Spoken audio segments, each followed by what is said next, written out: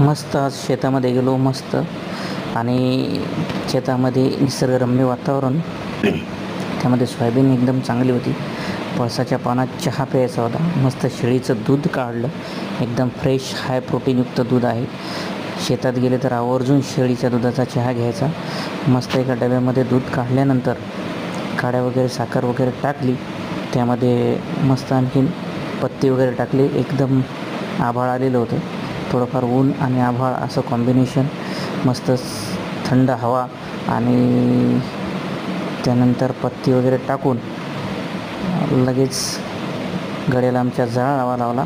मस्त जाळ लागला आणि लगेच शेकोटीवर चहा धरला असा काडीने डब्यामध्ये.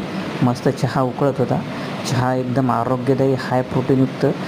शेळीच्या दुधामध्ये जास्त प्रोटीन असल्यामुळं तो शरीरासाठी एकदम पोषक आणि उपयुक्त असा चहा आणि चवदार पुन्हा. ते बी चहा असा गदगद उकळला. मस्त उकळू दिला आणि त्यानंतर मग पळसाच्या पानात त्याचं द्रोण केलं आणि त्याच्यामध्ये चहा घेतला. त्या पानाची एक वेगळीच टेस्ट आहे. ती टेस्ट घेतली. आहा, एक नंबर काम झालं.